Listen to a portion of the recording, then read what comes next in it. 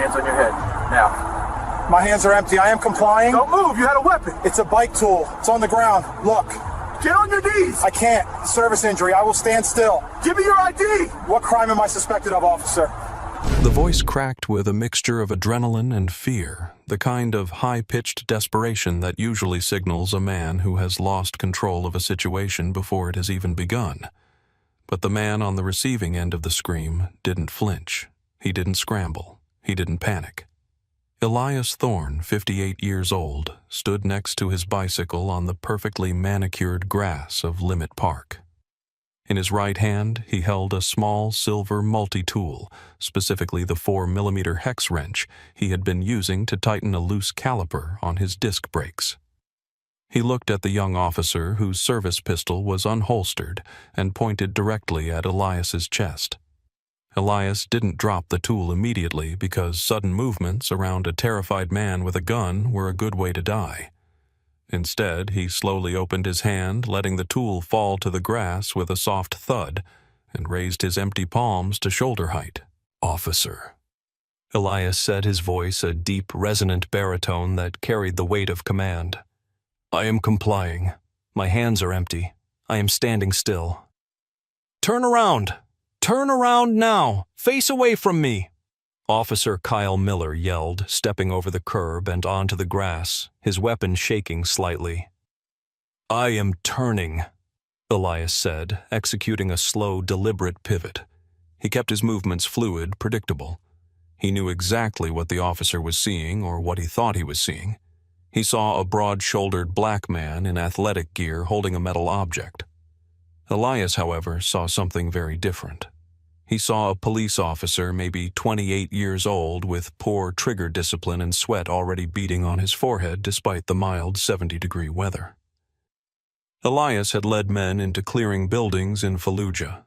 He had managed checkpoints in Helmand Province where the threat of a suicide vest was a daily reality. He knew what a threat looked like, and he knew what fear looked like. Officer Miller was terrified, and that made him dangerous. Before we go any further into this absolute travesty of justice, I need you to take a second. Look at the situation. A retired Marine Master Sergeant, a man who served his country for 24 years, is staring down the barrel of a Glock because he was fixing his bicycle. If that makes your blood boil, if you believe that our veterans and our citizens deserve better than this, hit that like button right now. Tell me in the comments where you're watching from, and let me know if you think police training in this country needs a serious overhaul. You need to see how this ends, because the way this officer destroys his own career in the next 20 minutes is something you will not believe. Elias had been enjoying a Saturday ride. It was his ritual. 20 miles on the trails, 10 miles on the road. He was riding a custom-built carbon fiber mountain bike, a machine that cost more than the Honda Civic Officer Miller had driven to work that morning. Elias was dressed in high-performance cycling gear. He wasn't hiding. He wasn't lurking. He was in a public park in broad daylight fixing a mechanical issue. "Get on your knees, cross your ankles," Miller shouted, closing the distance. "I have bad knees from the service officer," Elias said calmly, not moving. "I can stand with my hands on my head, or I can lean against the tree. But if I get on my knees, I will not be able to get back up without assistance. I am not resisting. I am informing you of a medical limitation." "I didn't ask for your medical history. Get on the ground." Miller stepped closer, reaching for his taser with his offhand clearly confused by Elias's refusal to cower. Elias remained standing. He had faced down warlords who commanded armies. He was not going to prostrate himself in the dirt for a boy with a badge who couldn't tell the difference between a bicycle tool and a knife. To understand how we got to this point, you have to look at the 3 minutes prior. Officer Kyle Miller had been patrolling the perimeter of the park, a wealthy suburb where the residents were quick to call the police on anything that looked out of place. The call had come in from a passing motorist. Suspicious male subject, black muscular build, crouching near the bushes by the east gate. He's holding something metal, might be trying to break into the utility shed. That was it. That was the entire sum of the intelligence Miller had. A competent officer would have observed. A competent officer would have driven by, rolled down the window, and assessed the situation. He would have seen a man in spandex shorts and a cycling jersey adjusting a derailleur. But Miller wasn't operating on competence that afternoon. He was operating on assumption. He saw Elias. He saw the expensive houses in the background, and he saw the bike. In Miller's mind, the equation didn't add up. A black man, a $6,000 bicycle, and a tool in his hand. He didn't see a cyclist. He saw a thief stripping a stolen bike or a burglar preparing to break into a home. Miller had slammed his cruiser into park, jumping out with his hand already on his holster. He hadn't asked a question. He hadn't issued a greeting. He had gone straight to lethal force threat. Now standing 10 feet from Elias Miller, holstered his firearm but kept his hand resting on it, a position of dominance. "You're lucky I didn't drop you," Miller panted. "What are you doing here?" "I'm fixing my bicycle," Elias said, his hands still interlocked behind his head. "The rear caliper was rubbing. I stopped to adjust it." "This your bike?" Miller asked, his tone dripping with skepticism. "Yes, it is." "Got a receipt for it on you?" Elias turned his head slightly. "Officer, I don't carry receipts for my property when I go for a ride. Do you carry the receipt for your watch?" Miller's face flushed a deep red. He stepped into Elias's personal space. "Don't get smart with me. You match the description of a suspicious person report. Someone saw you lurking with a weapon." "I wasn't lurking. I was crouching to reach the bolt, and the weapon is a Park Tool multi-wrench. It's on the grass right there." Elias nodded toward the small silver object. "It looked like a knife from the road," Miller snapped. "And you didn't drop it when I told you to." "I dropped it as soon as it was safe to do so. Dropping a metal object rapidly while an officer is pointing a firearm at you is a good way to get shot. I moved with caution." "You're detained," Miller said. "I need your ID." Elias took a slow breath. He knew the law. He had spent his post-military career working as a security consultant for federal contractors. He knew the Fourth Amendment better than the man standing in front of him. "Officer," Elias said, keeping his voice level, "you have detained me at gunpoint. You need reasonable, articulable suspicion that I have committed a crime, am committing a crime, or am about to commit a crime. Fixing a bicycle in a public park is not a crime. Being a black man in a public park is not a crime. Unless you can articulate a specific crime you suspect me of, I am not required to provide identification." Miller froze. He hadn't expected a lecture on constitutional law. He expected fear. He expected compliance. He expected, "Yes, sir. Sorry, sir." The fact that this man was standing tall, speaking clearly, and looking him in the eye was infuriating. It challenged his authority, and for a man like Kyle Miller, that was the ultimate offense. "I'm investigating a report of a suspicious person," Miller repeated, falling back on the vague justification he used for every pretextual stop he made. "That gives me the right to ID you." A vague report of suspicious behavior without a specific criminal act does not constitute reasonable suspicion, Elias corrected him. The Supreme Court has been clear on this. Florida versus JL. An anonymous tip that a person is carrying a gun is not without more sufficient to justify a police officer's stop and frisk of that person. You have even less than that. You have a report of a man fixing a bike. The dynamic in the park had shifted. It was no longer just a cop and a suspect. It was a spectacle. Two women walking their golden retrievers had stopped on the sidewalk about 30 feet away. A man jogging had paused, pulling out his phone. Miller noticed the audience. He saw the phone raise the camera lens pointed at him. In a sane world, this would be the moment to de-escalate. To say, "Okay, sir, my mistake, have a nice day." But Miller felt the eyes on him and his ego demanded he win the encounter. Backing down now would look like weakness. "I'm not going to ask you again," Miller said, his voice dropping to a menacing growl. "Give me your ID or you're going to jail." "For what?" Elias asked. What is the charge? Failure to identify. Obstruction. Delaware is not a stop and ID state unless you have reasonable suspicion of a crime, Elias said. You have not articulated a crime. Therefore, I am not obligated to identify myself. I am asking you, officer, are you placing me under arrest or am I free to go? You're not free to go until I say you're free to go, Miller shouted, stepping forward and grabbing Elias's wrist. Elias didn't pull away. He didn't resist. He let Miller grab him. He knew that any physical reaction, no matter how natural, would be used to justify a beating. Officer, you are now laying hands on me without cause. You are violating my Fourth Amendment rights. You are also violating department policy on de-escalation. I strongly suggest you rethink your next move. You don't tell me what to do. Miller twisted Elias's arm behind his back, forcing him slightly off balance. You want to play lawyer? You can do it from a cell. Hey, the jogger with the phone shouted. He wasn't doing anything. I saw him fixing his chain 5 minutes ago. He's just riding his bike. Miller whipped his head around. Back up, or you're next. This is an active investigation. Investigation of what? The jogger yelled back. Biking while black. Miller's face contorted. He turned back to Elias, taking out his anger on the man in his grip. He kicked Elias's legs apart harder than necessary. Spread 'em. I said spread 'em. I am complying, Elias said through gritted teeth.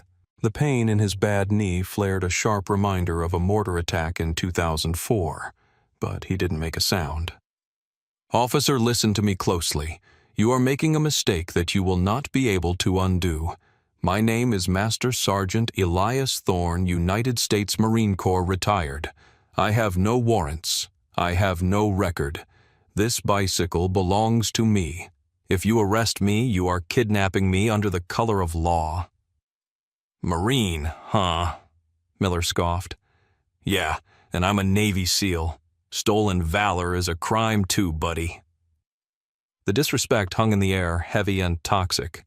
To dismiss a man's service to mock it while violating his rights was a level of arrogance that Elias hadn't encountered since dealing with entitled contractors in the Green Zone.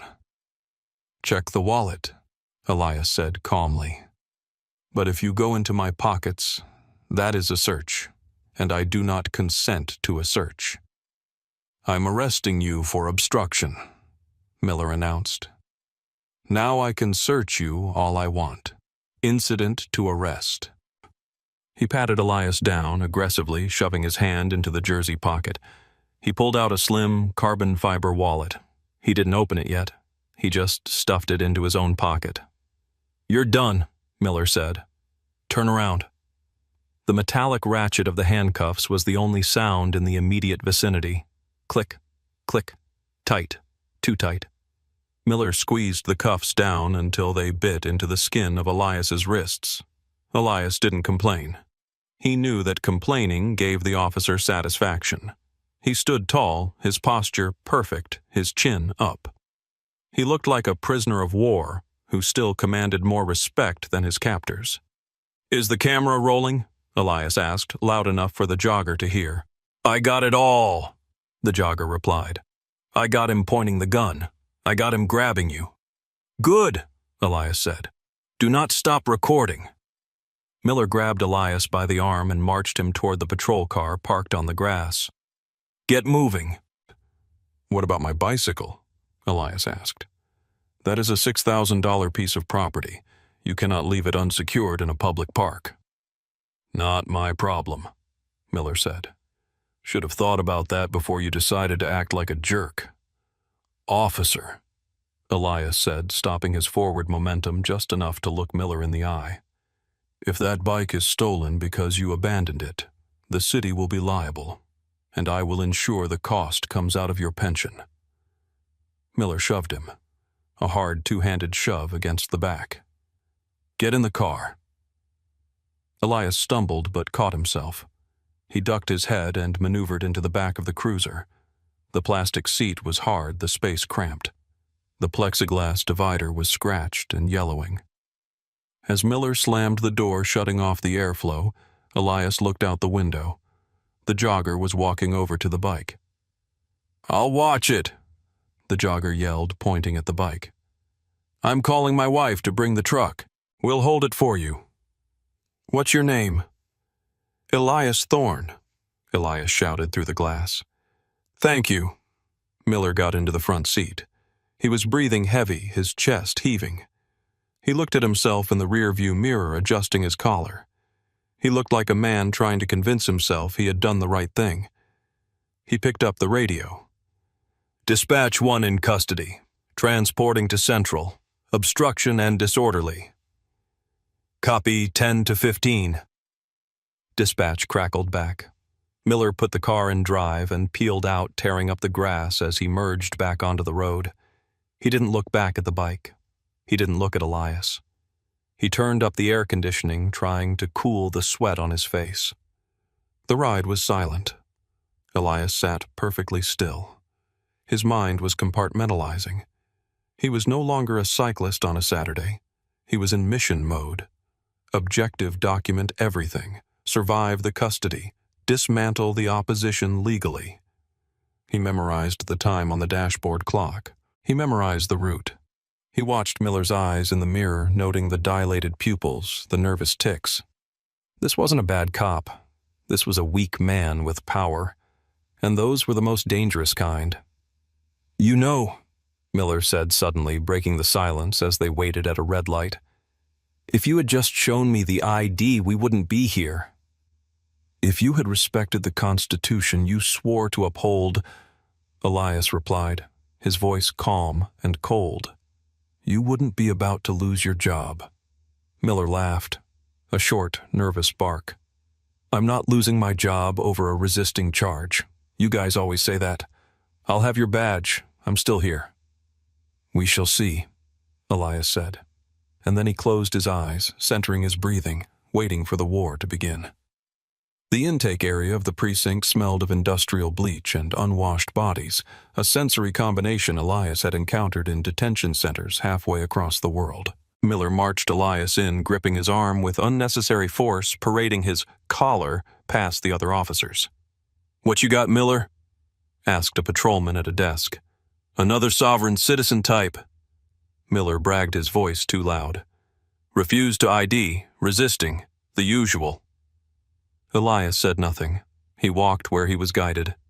They reached the booking desk. Sitting behind the high counter was Sergeant Thomas Kowalski. Kowalski was 55, a man with gray, crew-cut hair and skin that looked like worn leather. He had been on the force for 30 years. Before that, he had been Army infantry. He had a specific way of looking at people, judging not their clothes, but their bearing. Kowalski looked at Miller, then he looked at Elias. He saw the expensive cycling gear. He saw the posture. He saw the calm in Elias's eyes. He didn't see a sovereign citizen. "Uncuff him for processing." Kowalski grunted. Miller fumbled for his keys. "He's feisty, Sarge. Watch him." Kowalski rolled his eyes. "He's handcuffed and surrounded by cops. Take them off." Miller removed the cuffs. Elias brought his hands forward, rubbing his wrists where the metal had cut into the skin. He didn't complain. He placed his hands flat on the counter. "Personal property," Kowalski said. "Put it on the counter." Miller reached into his pocket and pulled out Elias's wallet. He tossed it onto the counter with a slap. "That's it. And the keys to a bike we left at the scene." Kowalski picked up the wallet. It was high-quality, minimalistic. He opened it. The first thing he saw was the driver's license. Elias Thorne. Address in the Hillcrest District expensive. Clean record implied. Then Kowalski flipped the flap. His eyes stopped. He went still. There behind the clear plastic was a Department of Defense identification card. Blue stripe. Retired. Rank Master Sergeant E8. United States Marine Corps. And behind that, a second card. A white access badge for a major defense contractor with a clearance level indicator that Kowalski recognized immediately. Kowalski looked up slowly. He looked at Elias, really looked at him this time. He saw the scars on the knees. He saw the way Elias stood at parade rest without even thinking about it. "Master Sergeant," Kowalski said, his voice changing tone completely. It was no longer the voice of a cop speaking to a perp. It was the voice of a soldier speaking to a senior NCO. "Sergeant." Elias nodded. Kowalski turned his gaze to Officer Miller. The look on his face could have peeled paint off the walls.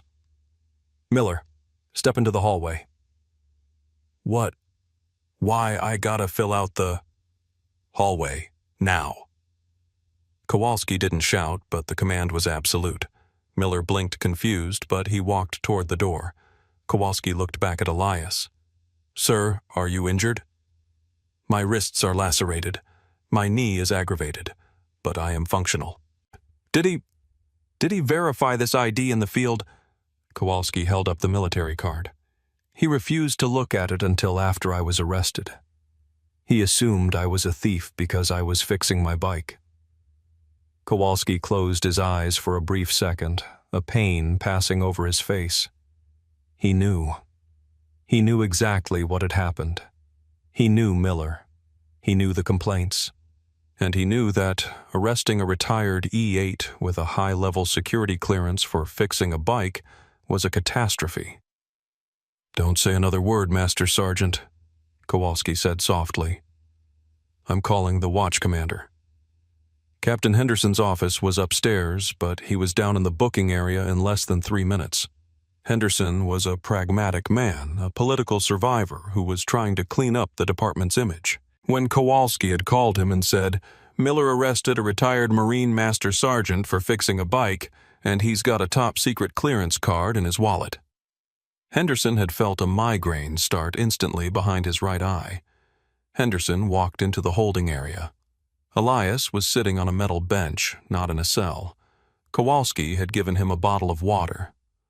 "Mr. Thorne?" Henderson asked. "Master Sergeant Thorne retired." Elias corrected him gently but firmly. "Right. Master Sergeant, I'm Captain Henderson, watch commander." "Captain." "I've been briefed by Sergeant Kowalski. I'd like to review the body cam footage before we proceed with any booking." "I insist that you do," Elias said. "And I want the footage preserved. I want the audit trail marked so that it cannot be deleted or edited." Henderson nodded. "Sergeant Kowalski has already flagged it. Come with me."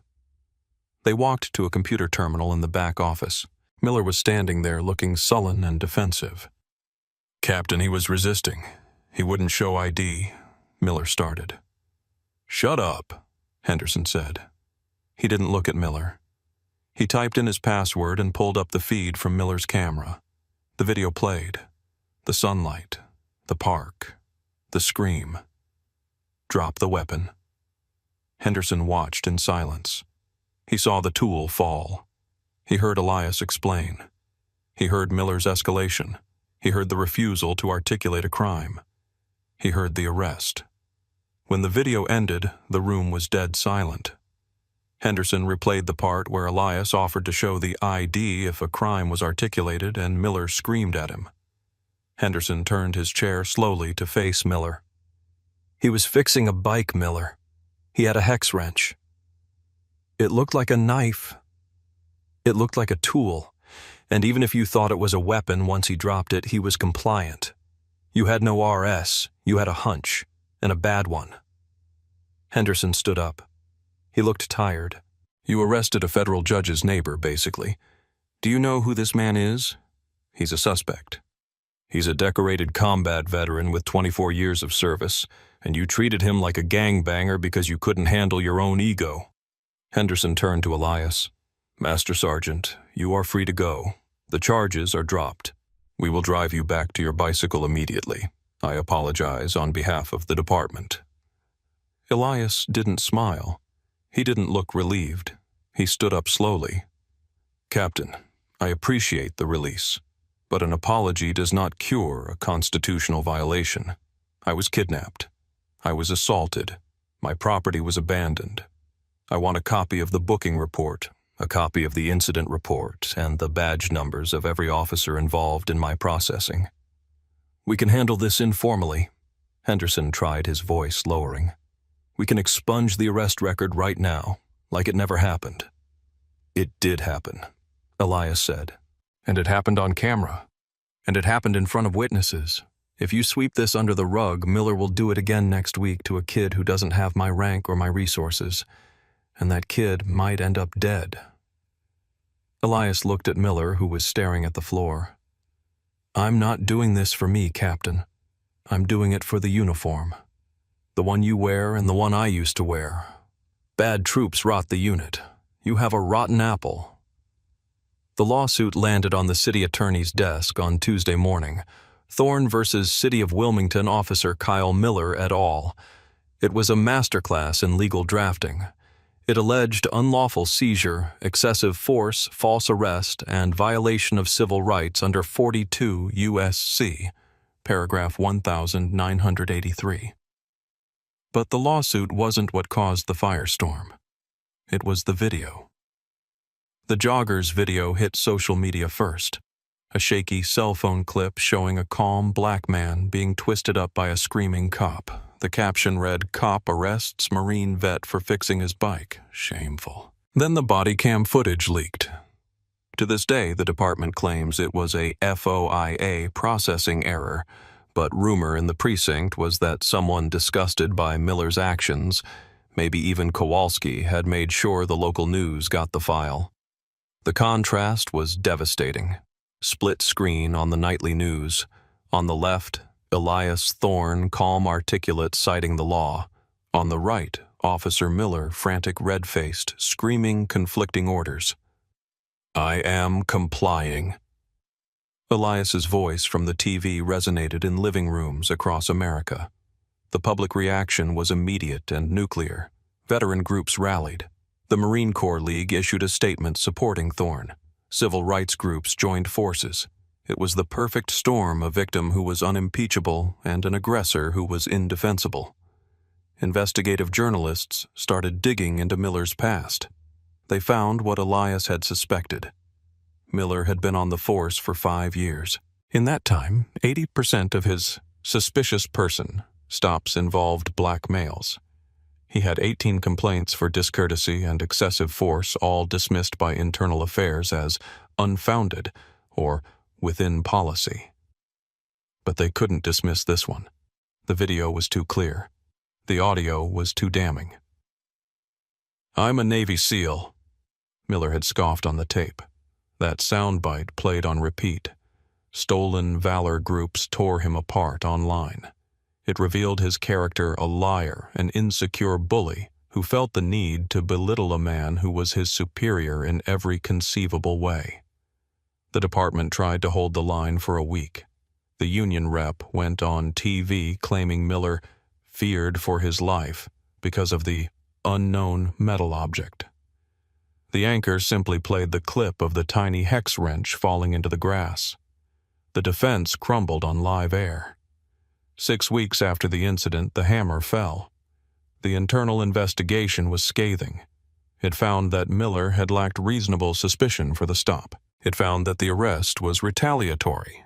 It found that he had violated the department's code of conduct regarding truthfulness and professional demeanor. Officer Kyle Miller was terminated, not allowed to resign, fired. The termination for cause meant his law enforcement certification was revoked. He would never carry a badge or a gun again. He was 28 years old and his career was over. The city settled with Elias Thorne for $450,000. They wanted to avoid a jury trial at all costs. They knew that if a jury saw that video and then saw Elias in his dress blues on the stand, the verdict would have been in the millions. Elias didn't keep a dime. On a rainy Tuesday, Elias stood in front of the local VFW hall. The press was there. He looked tired, but resolute. "I didn't file this lawsuit for the money," Elias told the cameras. "I filed it because accountability is the only language power understands." Officer Miller wasn't just one bad apple. He was the product of a system that failed to correct him. A system that looked at his numbers and saw productivity instead of harassment. He held up a check. This entire settlement is being donated to the National Veterans Legal Services Program and the NAACP Legal Defense Fund. It will go to help veterans who are mistreated by police and to help those who cannot afford to fight back. Elias walked away from the podium. He didn't take questions. He got into his car, drove home, and went to his garage. His bike was there hanging on the wall. The jogger had kept it safe just as he promised. Elias took it down, checked the rear caliper, it was still perfectly adjusted, and prepped his gear. He was going for a ride. The story of Elias Thorne is a victory, yes. But it is a haunting one. Because for every Elias Thorne men with the rank, the knowledge, and the calm to survive that encounter there are thousands of young men who panic, thousands who run, thousands who get scared and make a sudden move, and they don't get a settlement. They get a funeral. Kyle Miller is gone from the force, but the mindset that created him is still out there. It's in the training that teaches fear over de-escalation. It's in the culture that views citizens as combatants. So I have to ask you, what would you have done? If a gun was pointed at you for fixing your own property, could you have stayed this calm? And more importantly, do you think justice was truly served here? Or was this just damage control by the city? Drop your thoughts in the comments below. We need to keep talking about this.